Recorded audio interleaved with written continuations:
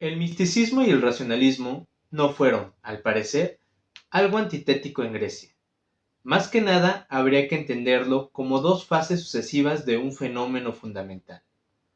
La dialéctica interviene cuando la visión del mundo del griego se vuelve más apacible. El fondo escabroso del enigma, la crueldad del dios hacia el hombre, van atenuándose. Quedan sustituidos por un agonismo exclusivamente humano. ¿Qué tal? Mi nombre es Miguel Ángel y les doy la bienvenida a la séptima carta.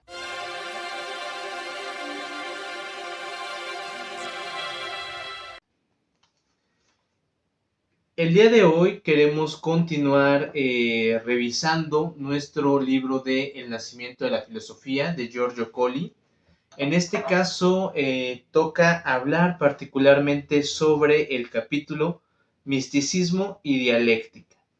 Hemos visto ya cómo el enigma se va suavizando, cómo va perdiendo este fondo religioso para quedar en un agonismo meramente humano.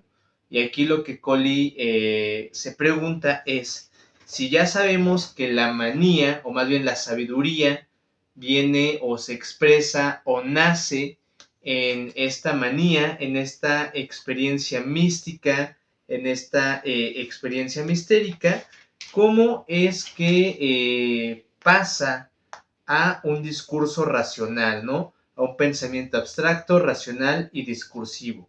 ¿Cuál es ese paso para salir de este fondo religioso a elaborar un discurso racional? Se pregunta Colli. Y nos dice, vamos a encontrar este paso sobre todo en la dialéctica.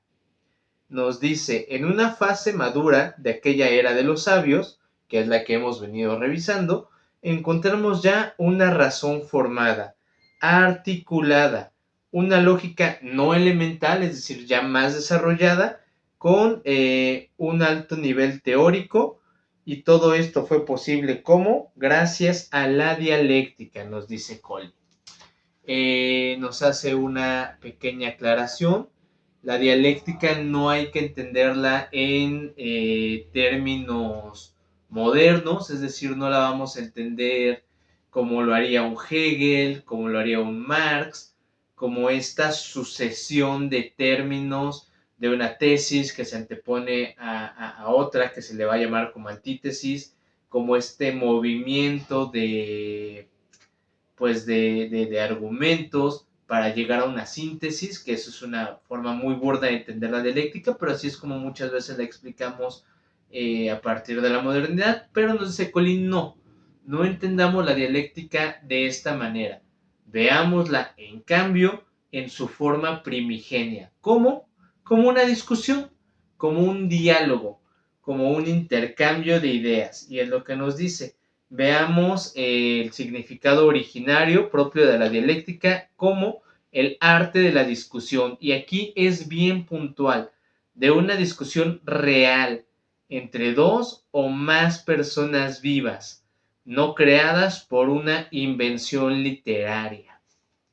¿Y por qué Colli hace esta aclaración de no es algo inventado, sino son dos personas vivas? Porque más adelante veremos que esta forma literaria, esta invención, es propia de la filosofía, particularmente de Platón. Ya habíamos adelantado desde los primeros capítulos, para Colli la filosofía nace con Platón, nace en sus diálogos, pero va a decir es una forma decadente. ¿Por qué? Porque no hay dos interlocutores reales, no son dos personas vivas, no es una discusión, sino son personajes, es una discusión o una conversación ficticia donde se pierde muchísimo. Entonces, por eso, entre otros elementos, Colli dice la filosofía nace como esta pérdida de viveza, ¿no? Como esta degradación de la sabiduría. Y entonces, dentro de la sabiduría, dentro de esta etapa madura que va pasando a un discurso racional, si tenemos la discusión de dos personas, de dos elementos vivos. Es lo que nos dice aquí, dos o más personas vivas no creadas. Y bueno, ahí va a citar a nuestro viejo amigo Aristóteles y nos dice, la dialéctica de hecho es uno de los fenómenos más originarios de la Grecia antigua y pues esto lo vamos a poder corroborar, dice, si leemos los tópicos de Aristóteles. Dice, sin embargo, esta obra en la que se sintetiza pues los elementos dialécticos, donde Aristóteles nos va a hablar sobre las categorías, etcétera, dice, ese es el culmen de la dialéctica, perdón, ese es el culmen de la dialéctica, pero dice a nosotros nos interesa más que el culmen ir hacia atrás, encontrar los orígenes de esa dialéctica. Nos dice, si esa es la conclusión, los tópicos de Aristóteles, el examen retrospectivo, pues cuál es la cumbre y el origen de la dialéctica. Y aquí nos dice, tenemos grandes dialécticos, obviamente, como Platón, como Gorgias y como Zenón. Dice, si nosotros comparamos a estos tres pensadores, evidentemente vamos a acabar diciendo que Zenón tiene una superioridad incluso sobre Platón. Zenón es un dialéctico más desarrollado, por así decirlo, que Platón. Dice, sin embargo, pues podemos decir, Zenón es la cumbre, Zenón es el máximo, sí, el máximo representante, es el pináculo de la dialéctica. Podemos convenir en ello. ¿Cuál es el origen entonces? Vamos más hacia atrás. Y aquí nos vamos a encontrar al maestro de Zenón, Parménides. Dice, parece inevitable admitir ya en este último, en Parménides, un dominio dialéctico de los conceptos más abstractos, de las categorías más universales. Pero ¿es lícito pensar que él es el inventor de la dialéctica?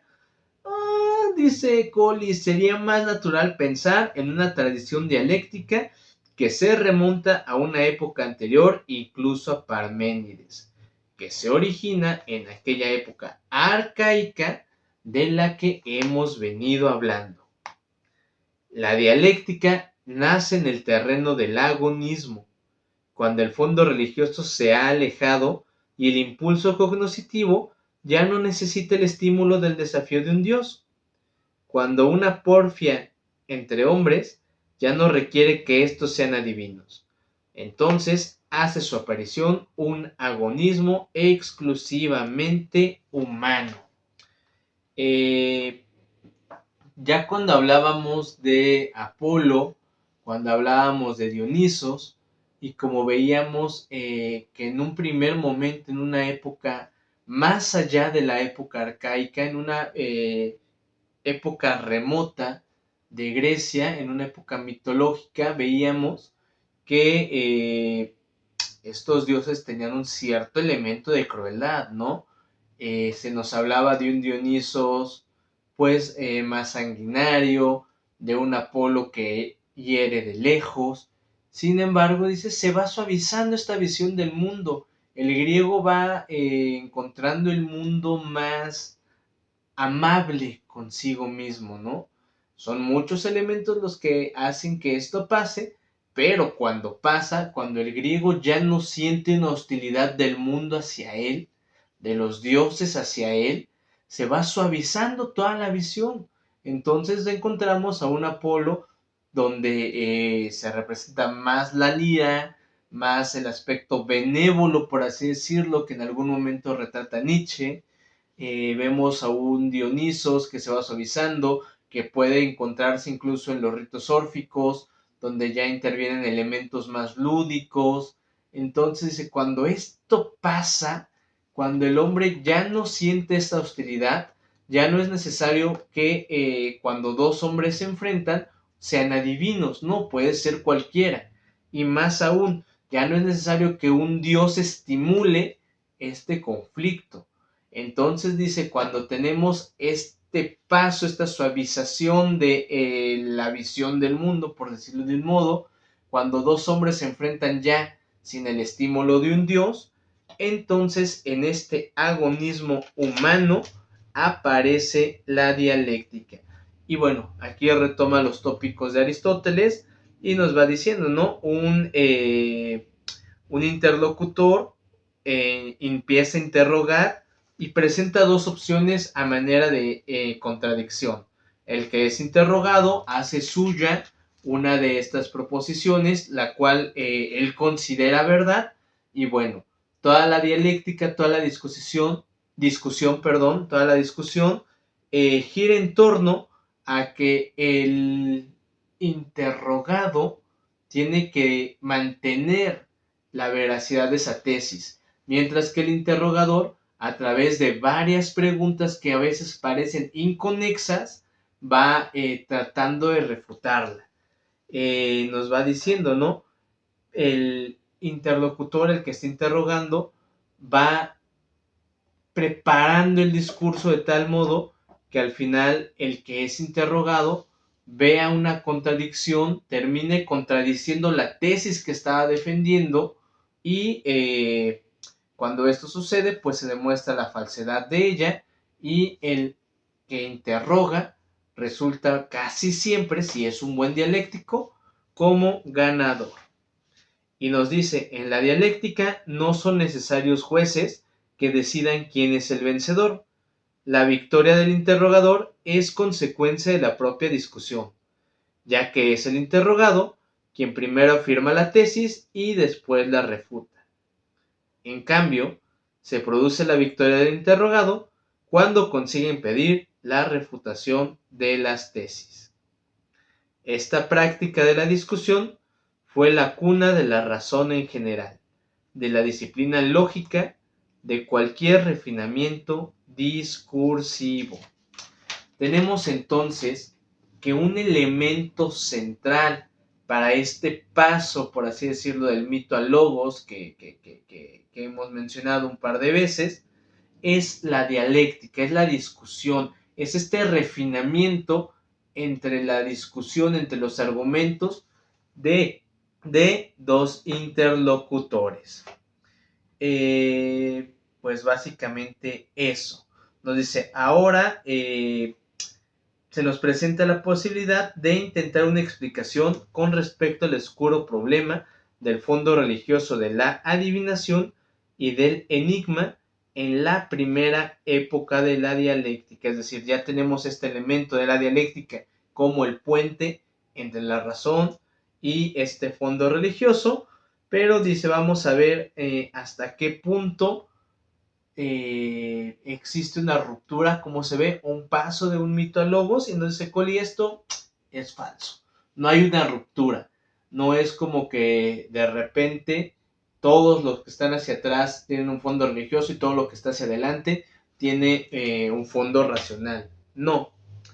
El enigma al humanizarse se reviste de una figura agonística, como ya lo hemos visto. La dialéctica surge del agonismo y empezamos a ver más que dos elementos que se anteponen, más que la razón y la religión, empezamos a ver una continuidad entre ambos fenómenos.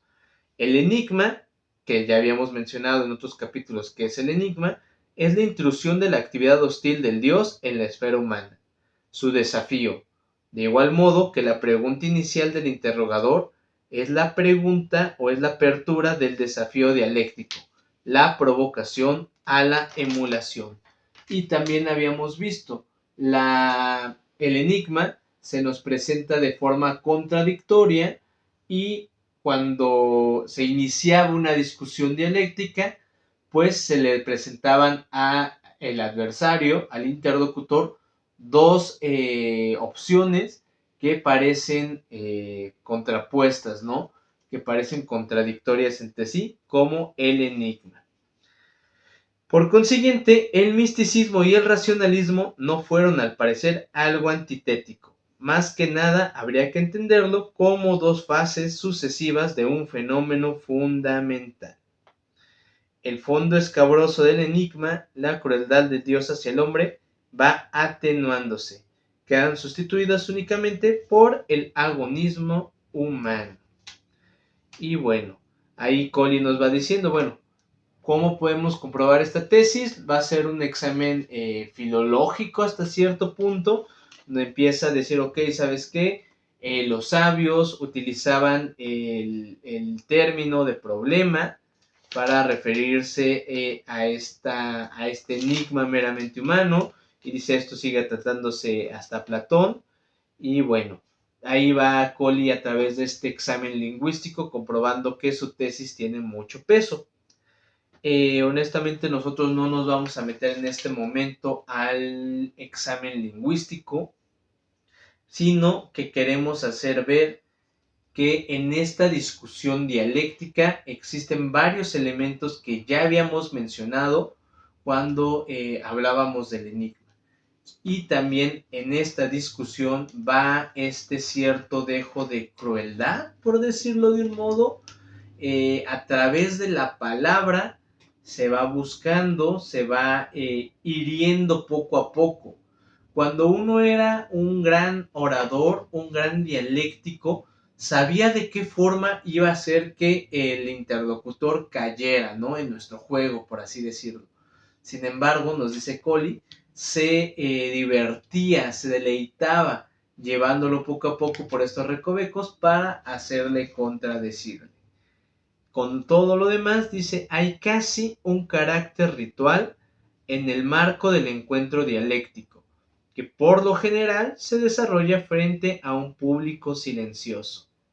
Al final, el que responde debe rendirse si se respetan las reglas, como todos esperan, pues debe sucumbir para la celebración de un sacrificio.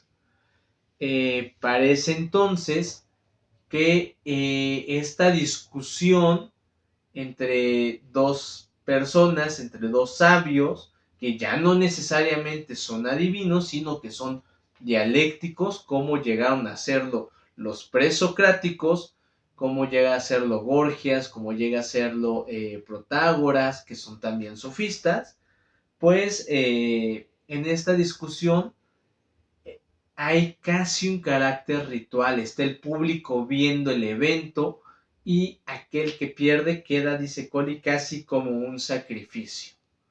Este capítulo es muy, muy pequeño, pero introduce ese elemento clave que va a ligar la filosofía con la sabiduría. Este enigma que se va suavizando entra y es interpretado por la razón humana en esta dialéctica. Ya no existe el Dios que está presentando el problema, sino como habíamos visto, un hombre contra otro hombre, y lo hace a través del discurso.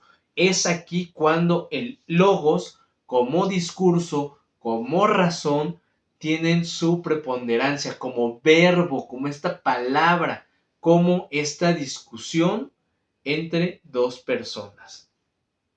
Aquí termina el capítulo diciéndonos que pues para un antiguo la humillación de la derrota era intolerable, que César, por ejemplo, no hubiese tolerado pues haber sido humillado en una discusión dialéctica. Dice, si hubiera resultado vencido rotundamente en una batalla, no habría sobrevivido. Quizá Parménides, Zenón y Gorgias no resultaron vencidos nunca en una discusión pública, en una auténtica lucha. Y bueno, así termina Collie el capítulo, dando paso ya a uno de los últimos capítulos, que es la razón destructiva. Si ya introduce Collie este elemento de la dialéctica, este logos, como este puente entre la sabiduría y la naciente filosofía, lo que sigue es ver de qué forma esta dialéctica y este logos degeneran el enigma, degeneran este fondo religioso y van dando pie a esta decadencia de la filosofía. Entonces, el siguiente capítulo tiene por título La razón destructiva, seguiría agonismo y retórica y terminamos finalmente con filosofía como literatura. Esto quiere decir que nos quedan 3 capítulos de este pequeño libro. Ya cuando nos queden 2, pues vamos a hablar un poquito sobre el futuro del canal, ¿no? Sobre qué seguiremos tratando. Ahorita me interesaba tratar el nacimiento de la filosofía porque me parece que sienta muy bien las bases del mundo griego, que sienta muy bien algunos elementos para entender cómo se origina la filosofía y cómo estos elementos de origen se proyectan, no tiene una perspectiva para básicamente todo el desarrollo de la filosofía. Y pues eso, vamos a dejar hasta aquí el video del día de hoy. Vamos a seguir trabajando este texto. Nos quedan, como ya dijimos, 3 capítulos, así que si todo sale bien y si Dios presta fuerzas y vida, pues a finales del mayo estaríamos terminando de revisar el nacimiento de la filosofía. Nada, solo resta agradecer, seguirlos invitando a compartir el video, a dar like, suscribirse si es que les está gustando el contenido. Y pues nada, sean felices, sean virtuosos si es que no son la misma cosa. Y nos vemos próximamente. Adiós.